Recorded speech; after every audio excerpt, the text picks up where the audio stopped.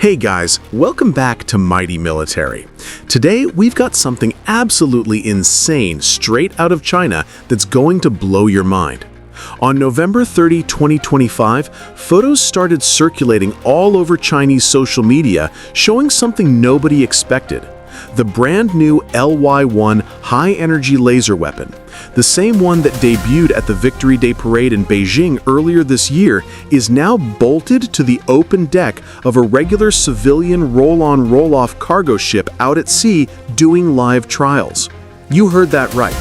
A massive white passenger cargo ro-ro ship with helicopter landing markings on the front deck has a camouflaged 8x8 carrier vehicle chained down, and on top of that vehicle sits the LY-1 laser turret with its big blue aperture pointing forward like it's ready for business.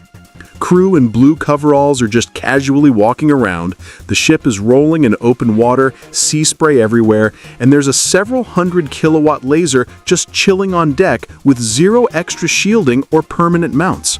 They literally drove it on, chained it down like any other heavy vehicle, and took it to sea. For those who don't know, the LY-1 is China's shipborne high-energy laser built for close-in air and missile defense. It's designed to fry small drones, loitering munitions, helicopters, and even low-flying cruise missiles at the speed of light. Open source estimates put it in the 180 to 250 kilowatt range right now, with room to grow, and it can reach out several kilometers against tiny, hard-to-see targets. It's already showing up on Type 071 amphibious ships like Simingshan and Shilianshan, but putting it on a civilian ro-ro, that's a whole different level. Why does this matter so much? Because in any major amphibious operation, especially across the Taiwan Strait, China plans to use hundreds of these exact civilian ro-ro and ferry ships to move troops and tanks. These ships are slow, huge, and packed with vehicles and soldiers, which makes them drone and missile magnets.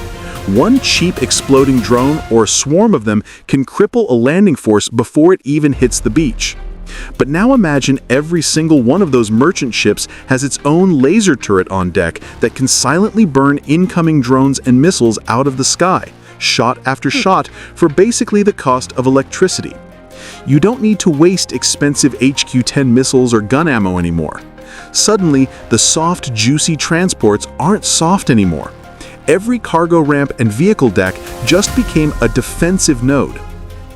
This is civil-military fusion on steroids. China has been practicing loading tanks onto these exact types of civilian ro-ro and ferry ships for over a decade. Some have reinforced decks and ramps for heavy armor. Now they're taking the next logical step. Turn the transport into a combat platform while it still looks completely civilian from the outside. That creates massive headache for any opposing commander. Do you treat every Chinese ro-ro heading toward a hot zone as a warship? Because if you hit a civilian ship and it turns out it had a laser on deck, things get legally and politically messy real fast. And the tech side is just as scary. These sea trials are testing the laser in the real world. Ship motion, vibration, salt spray, humidity, everything that kills directed energy performance. If China proves the LY-1 can work reliably when just chained to a bouncing civilian deck, they can roll this out fast across the entire merchant fleet. We're not just talking a few dedicated warships anymore. We're talking potentially dozens or hundreds of laser-armed civilian ships in a crisis. This is bigger than one cool weapon on one ship.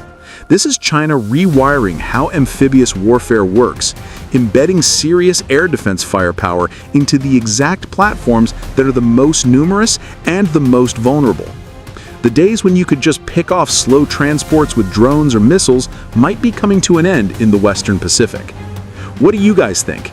Is this the future of naval warfare, or is China moving way too fast with laser-armed merchant ships?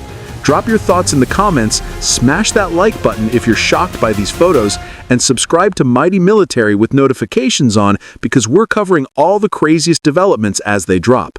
I'll see you in the next one.